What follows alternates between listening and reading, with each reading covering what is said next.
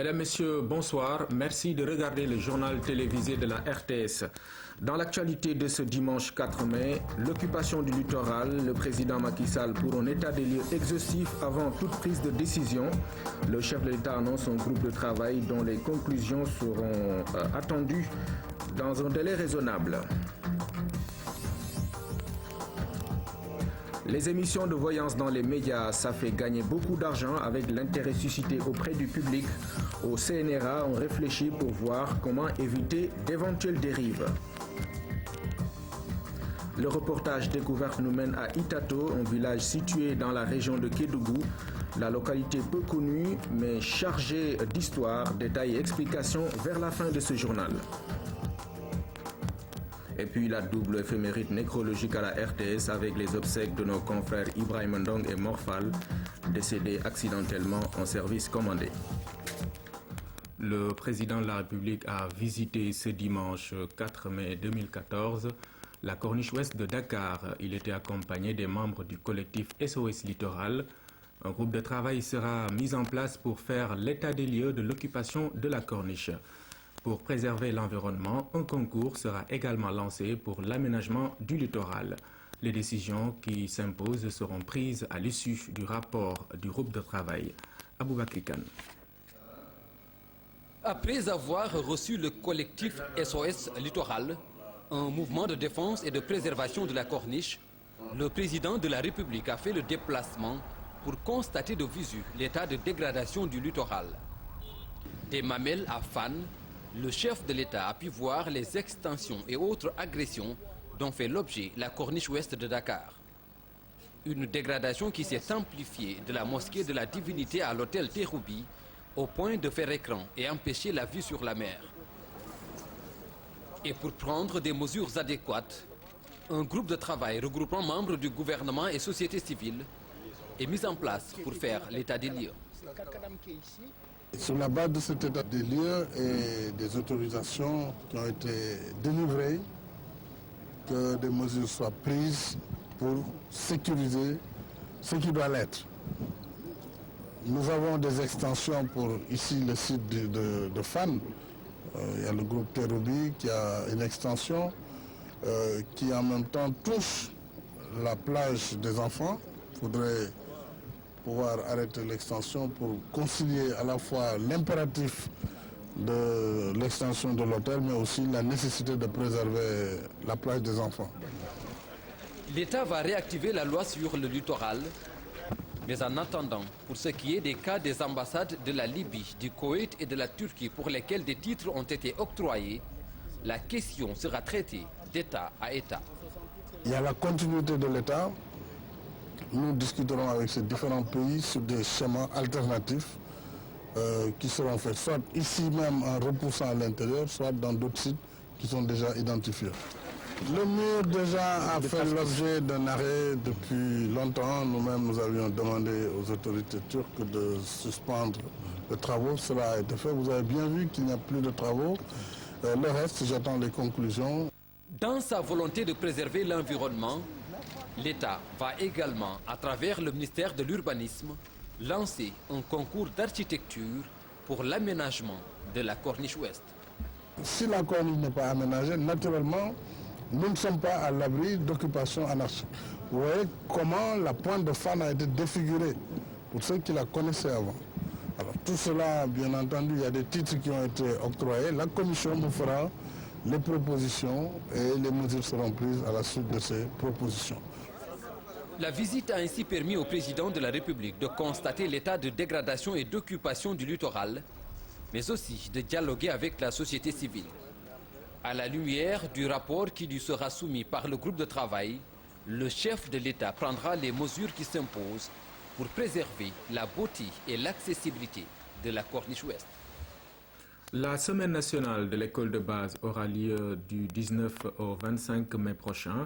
Le lancement officiel se fera à Sédhiou. En prélude à l'événement, le ministre de l'Éducation a communiqué sur les thèmes, les objectifs, mais aussi les activités qui seront prévues. Sailinko Sissoko.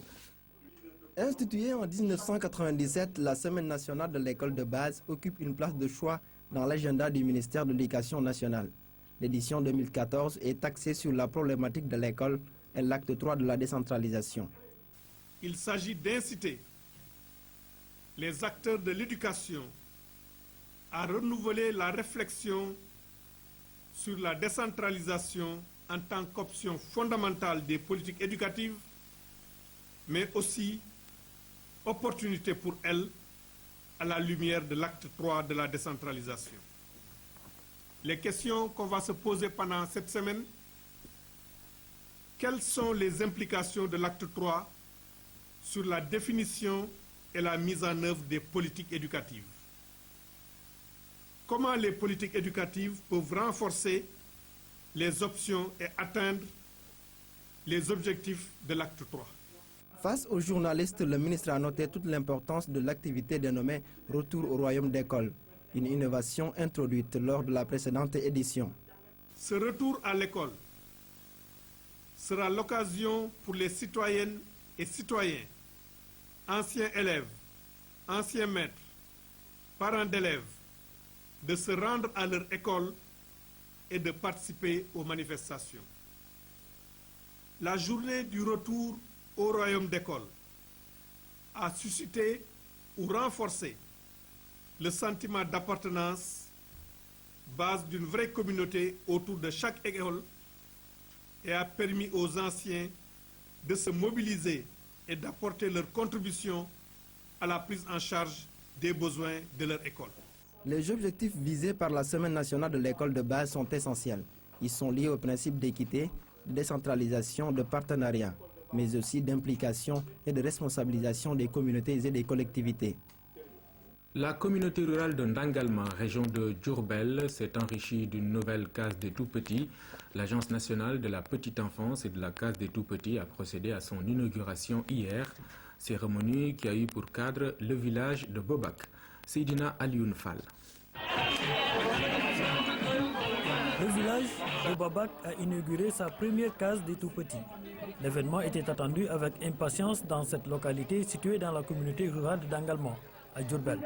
Le projet est l'aboutissement de la coopération avec l'association Baobak.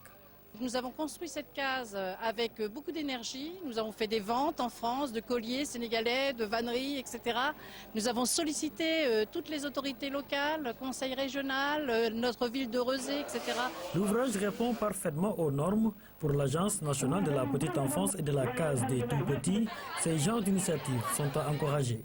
La construction des cases des tout-petits a un coût qui a été revu à la baisse, mais malgré tout cela, la demande est très forte parce que le taux de préscolarisation est faible et nous avons besoin de beaucoup de structures de développement intégré de la petite enfance. C'est pourquoi nous louons cet acte de solidarité que cette association française a fait à l'endroit de la petite enfance. La case est implantée au cœur du village. Elle peut accueillir une cinquantaine d'enfants. Mais la demande est forte. Elle ne suffira certainement pas à prendre en charge toutes les sollicitations.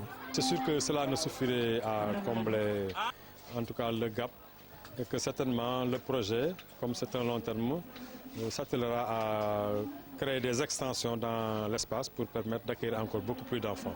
La région de Diourbel abrite 45 cases des tout-petits. La coopération publique-privée de cette nature peut accroître la capacité d'accueil de ces structures dédiées à la petite enfance. Le dossier du jour porte sur les émissions de voyance dans les grilles des programmes radio et télé.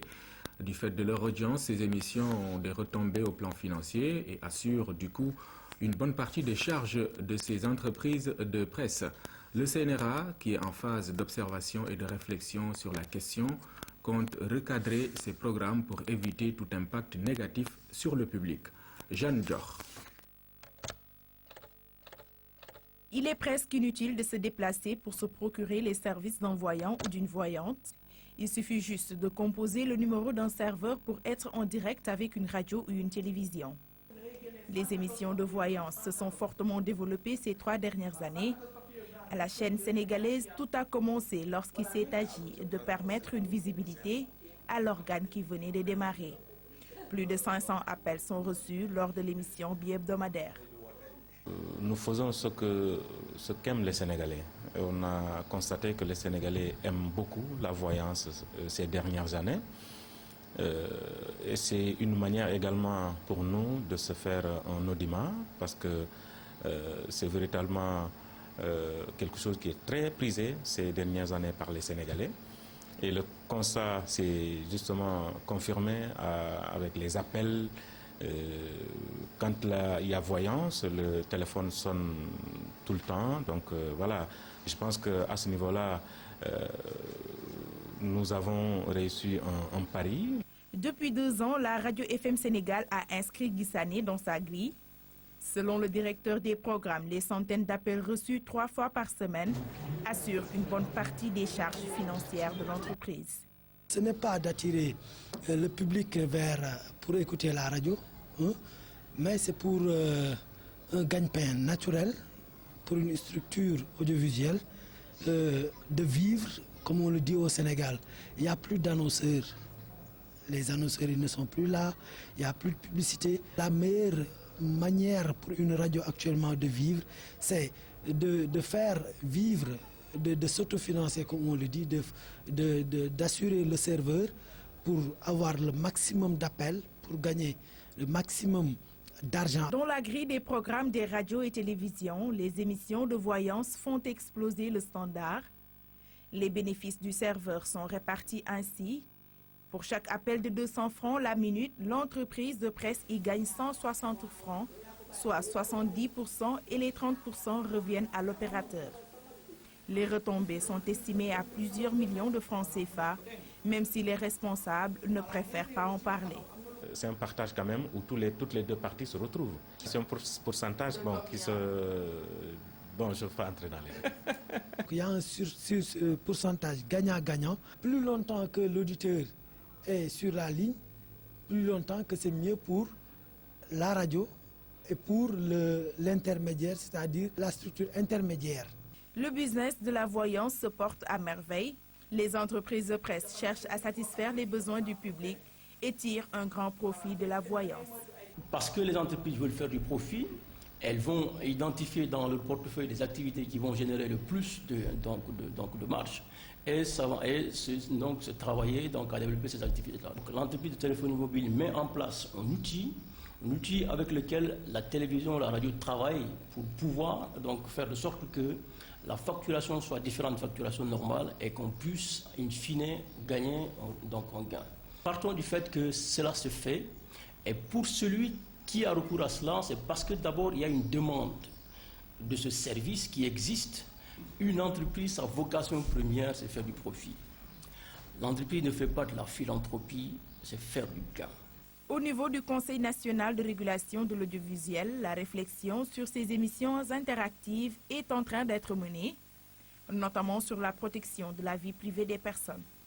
Pour tout ce qui concerne les émissions interactives, il y a un encadrement qui se trouve d'abord dans les cahiers de charges et qui fait obligation aux titulaires de licence, aux titulaires d'autorisation d'exploitation de services audiovisuels, de veiller à ce que ces échanges interactifs n'aient pas d'incidence sur l'ordre public, sur les mœurs, sur la dignité de la personne, son honorabilité.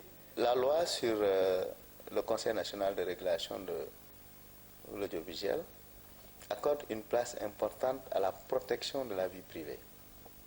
Or, quand on parle de voyance, on entre dans la sphère de la vie privée. Alors, l'extériorisation de ce lien qui devait être à la limite presque confidentiel entre la personne concernée et les spécialistes consultés est transposé dans un espace public. Deuxième élément, c'est la dimension mercantiliste. Il n'y a aucune lisibilité participant sur le coût de ces serveurs-là et sur la répartition éventuelle des gains. Le CNRA ne tardera pas à se prononcer à travers ses avis trimestriels. En attendant, les personnes désarçonnées par une vie tumultueuse continuent à se bousculer au bout du fil à la recherche de prédictions réconfortantes. En Afrique, l'Afrique du Sud, la campagne pour les élections législatives a pris fin ce dimanche. Les Sud-Africains vont se rendre aux urnes mercredi pour élire leurs députés. Le Parlement devra désigner le futur président le 21 mai. Jacob Zuma est en pole position pour briguer un second mandat. 100 000 partisans réunis dans le stade de Soweto, l'ANC réalise une démonstration de force. À quelques jours des élections législatives, le président sud-africain s'est adressé aux électeurs. Après un show en vert et jaune, les couleurs du parti, Jacob Zuma a prononcé un discours galvanisant aux accents patriotiques. Nous avons travaillé ensemble pour construire une société nouvelle, basée sur les droits de l'homme, l'égalité, la justice, l'unité et la réconciliation. Au pouvoir depuis 5 ans, le président Zuma promet à son peuple de relever les défis que sont le chômage massif, la criminalité et le système éducatif inefficace. L'ANC continuera à étendre l'accès à l'éducation pour tous, spécialement pour les enfants des pauvres, pour ceux de la classe ouvrière. Des promesses que l'opposition attend de voir se concrétiser. L'Afrique du Sud, gouvernée depuis 20 ans par l'ANC, est encore loin de la société idéale dont rêvait Nelson Mandela. Le chômage touche 40% de la population et les inégalités n'ont cessé de se creuser. Malgré ce bilan contrasté, Jacob Zuma devrait être réélu mercredi à une large majorité. Les sondages le donnent gagnant avec 60% des suffrages contre 20% pour l'opposition. L'Afghanistan attend toujours de l'aide internationale. Vendredi, 2 glissements de terrain sont survenus dans le nord-est, causant des centaines de morts et des milliers de déplacés. Le village où a eu lieu la catastrophe est pauvre et éloigné. Avec des moyens dérisoires, il continue de fouiller la terre à la recherche des disparus. Cette pelleteuse est le seul engin capable de déblayer la zone, mais la tâche est titanesque. Le torrent de boue déclenché par les glissements de terrain a enseveli toute la vallée. 300 maisons ont été emportées. Il n'y a désormais plus aucune chance de retrouver des survivants. Après le glissement de terrain, je suis venu ici avec mes amis pour sauver nos parents. Mais nous ne pouvions pas les sauver. Beaucoup de personnes ont été tuées et plusieurs autres sont prises au piège, sous la boue. Les secouristes s'occupent maintenant de soigner les blessés. Nous avons trouvé cet enfant blessé qui était coincé sous la boue. Il a une blessure à la tête, nous le soignons ici et nous lui avons fourni les médicaments nécessaires. Plongée dans le dénuement le plus total, dormant à la belle étoile, parfois sous des tentes, la population demande une aide d'urgence. Des rations alimentaires ont été distribuées, mais en quantité insuffisante. Un fonds de 350 000 $ a été mis en place par le gouvernement afghan. En attendant, le pays pleure ses morts. Le président Hamid Karzai a décrété une journée de deuil national ce dimanche. Dans la seconde partie de l'actualité nationale, 2000 agents de sécurité de proximité ont été mis à la disposition des communautés rurales. La signature de la convention a eu lieu à la maison des élus locaux. Amsatou Sey. Vaste campagne de déploiement des agents de sécurité de proximité. Après la police, la gendarmerie et quelques ministères, c'est au tour des collectivités locales de recevoir les agents qui leur ont été affectés. Ils viennent renforcer et assister l'administration locale. Ces agents pourront nous servir comme complément d'effectifs en ce qui concerne le recouvrement des taxes, en ce qui concerne certains services au niveau de nos collectivités locales et pour lesquels nous avons besoin de main-d'œuvre et faute de moyens, nous n'avons pas toujours les moyens de recruter. L'Agence d'assistance à la sécurité de proximité vient renforcer l'État dans sa lutte contre l'insécurité et ses agents viennent répondre aux préoccupations des communes et communautés rurales. L'importance de votre demande traduit en effet votre ambition légitime de bâtir vos collectivités locales dans la dynamique de l'acte 3 de la décentralisation. En effet, avec l'acte 3 de la décentralisation, le chef de l'État envisage de construire le développement du Sénégal à partir des opportunités, atouts et potentialités de chaque terroir. Cette signature rend effectif le déploiement de ces 2000 agents sur toute l'étendue du territoire, une aubaine pour les collectivités locales. L'actualité des sports, le basket, la famille de la Balle Orange a vibré hier au rythme de la finale de la Coupe Saint-Michel. C'est le Dakar Université Club qui s'adjuge le trophée devant Mermoz 77-55. Résumé de la rencontre avec Seydina Alioune Djigo. En ce moment de la partie, les jeux sont déjà faits. Le Duc fonce droit vers un 5e titre de Coupe Saint-Michel en pleine effervescence. Le sort du match est scellé par Abdoulba, meilleur joueur d'une finale ayant opposé 2 habitués de ce rendez-vous. C'est la 3e fois consécutive que Duc et Mermoz s'affrontent dans le dernier acte de la Coupe Saint-Michel. Le Duc ne tarde pas à prendre l'avantage. Dès le premier quart, les étudiants rendent l'une de leurs plus belles copies. Cueilli à froid, Mermoz est survolé 24-9 après 10 minutes de jeu. Dans ce qui semblait être parti pour un crash collectif, Mermoz reprend le contrôle et réduit son retard grâce notamment à Mehoundour, avantage toujours pour le Duc, 33-22 à la mi-temps. La suite s'écrit dans une harmonie collective pour le Dakar University Club. Les hommes de parfait adjuvant se trouvent pratiquement les yeux fermés. Abdoulba et Elhadj Diakhaté y vont de leur panier. Un total respectif de 18 et 20 points. Devant, Pape Balla Diallo enchaîne les tirs primés et finit meilleur marqueur avec 21 points. Mais rien n'y fait, le Duc remporte les 2 cartons restants. 77-55, score final. Ce qui a été déterminant, c'est surtout par rapport à notre présence sur le plan défensif. Vous savez, Mermoz, on a eu 2 matchs très difficiles. On s'attendait à ce match difficile, nous les avons respectés. C'est pour cela qu'on a été présents surtout sur le plan défensif. Je dirais que les gens ont confondu vitesse de participation. Parce que vraiment, durant tout le match, les gosses en avaient tellement, ils voulaient tellement bien faire qu'ils sont passés à côté. Ambiance festive sur le basket sénégalais qui en sort gagnant. Un sentiment de joie et de fierté parce que le basket est revenu sur ce qu'on attendait de lui, c'est-à-dire une belle ambiance juvénile. Et je crois que quand le Duc est en finale, c'est une ambiance électrique que nous avons. C'est connu aussi l'ère des grands moments, le public est là.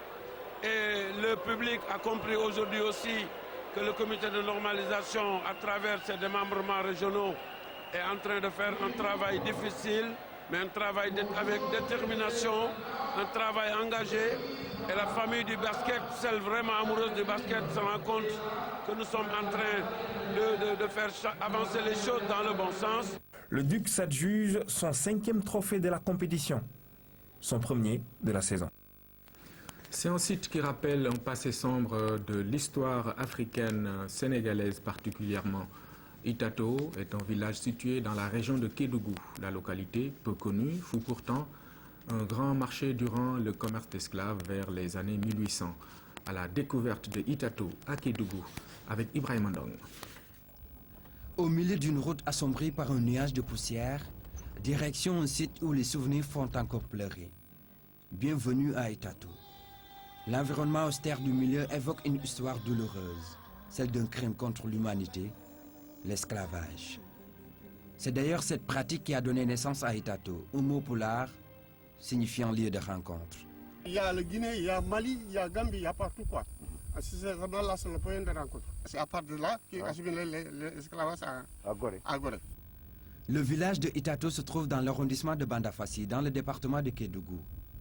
Nous sommes à une vingtaine de kilomètres de la frontière guinéenne. L'histoire de la localité est bien connue par la jeune génération. Il y a un blanc qui était venu ici, il s'appelle Guidon. Celui qui vend, celui qui achète les esclaves. Itato est créé en 1820. Itato est plus âgé que Kédougou. À quelques jets de pierre de là, voici Kambilori, ou le fossé des morts. C'est ce grand trou qui servait de dernière demeure aux esclaves considérés comme inaptes à la vente. Kambilori. Alors celui qui refuse, alors tu vas pleurer. Qui est inapte, voilà, ben, celui qui refuse, celui qui insiste, on te met là, on te met là. Chez ceux qui découvrent les lieux pour la première fois, l'émotion est perceptible à travers leurs paroles. J'ai découvert, ça me fait beaucoup de choses. Parce que d'abord, les documents que j'avais lus à l'époque étaient tellement poignants. On nous parlait d'une traite de la sous-région. Soit les esclaves venaient de la Guinée, du Mali, de la Gambie. Pourquoi? Parce qu'ils étaient robustes. Il y avait un Français ou des Français. Mais il y avait aussi des négriers qui venaient ici avec de la pauvreté. Et les négriers qui venaient des autres pays, des Maliens, des Guinéens, des Gambiens, amenés ici. Il y avait un grand marché. Vous avez vu le site qui est maintenant devenu d'après les habitants, qui est devenu maintenant une forêt. Itato, un endroit chargé d'histoire. Pourtant, c'est hors des frontières sénégalaises qu'El Hadji Wade, historien traditionnaliste, a fait la connaissance du site. Je viens de découvrir, par le fait, un site que j'ai découvert sur le papier il y a au moins plus de 30 ans. À la suite d'une visite dans certains musées en Europe et surtout le musée d'Aix-en-Provence où il y avait les archives de la France d'outre-mer et de la rue Oudinot à Paris où il y avait aussi les archives. Selon les témoignages, la traite des esclaves a continué à Itato jusque dans les années 1890. Pourtant, l'esclavage a été aboli officiellement en 1848. Jusqu'en 1900 d'ailleurs, quand l'administration coloniale maintenant s'est installée, il y avait toujours des bribes. Il y avait toujours des bribes, parce que vous savez, c'est en 1848 que ça a été aboli, qu'on a eu notre premier député à la personne de Durand-Valentin, tout ça. Mais il y avait des bribes. Les chefs de canton de l'époque s'étaient ligués. Les chefs de canton de la Gambie, de la Guinée, du Mali s'étaient ligués et combattaient les négriers au point qu'ils n'avaient plus de marchandises. Itato est l'un des premiers marchés dédiés à la vente des esclaves dans l'Afrique de l'Ouest, selon les historiens. Après des siècles d'existence, classer Itato au rang de patrimoine historique en fera une autre place du souvenir, un village mémoire. C'est cet après-midi que notre confrère Morphal a été inhumé à Yoff, où Ibrahim Ndong l'a précédé de quelques heures seulement.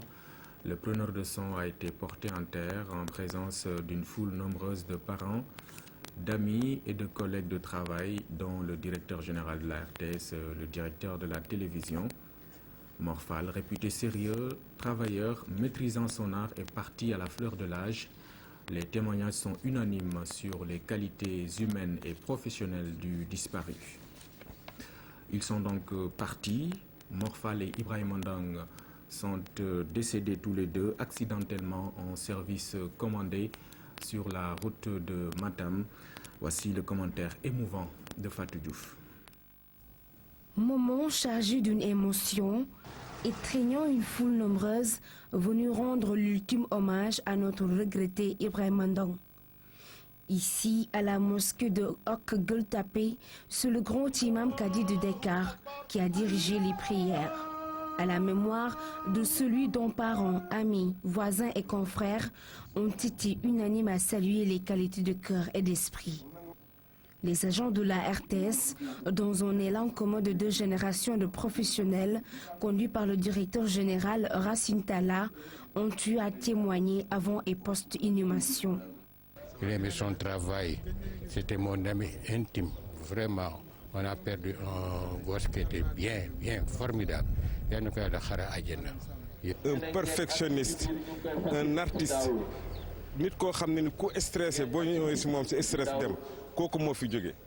Il avait tout le temps un mot gentil, un sourire. C'était la joie de vivre en quelque sorte. Un homme très humble. Dans son entourage, personne n'avait le temps de s'ennuyer. Tellement Ibrahim était un homme magnifique. Ibrahim Ndong, un orfèvre de l'image dont la valeur était reconnue, était aussi ce père de famille modèle, un croyant dont la piété reflétait sa foi sincère et son attachement aux préceptes spirituels. C'était une valeur professionnelle, une référence spirituelle et une qualité humaine, une incarnation vivante de l'humanité. Je crois que c'est une grosse perte pour la RTS, mais c'est aussi un trou béat qu'il laisse au sein de sa famille, de ses amis et de son environnement immédiat. C'est au moment où les entrailles de Yoff recevaient la dépouille d'Ibrahim Ndong que nous avons appris le décès d'un autre technicien de la RTS, le preneur de son Morphal, victime du même accident routier survenu au cours d'une mission à Matam. Ndong et Fall, unis dans la vie par le même amour d'un métier, l'ont aussi été dans la mort. Émouvante réalité.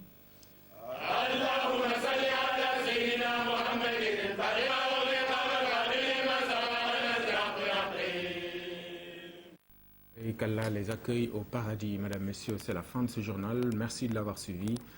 Rendez-vous demain à la même heure avec Maïmouna Ndir. Bonne semaine.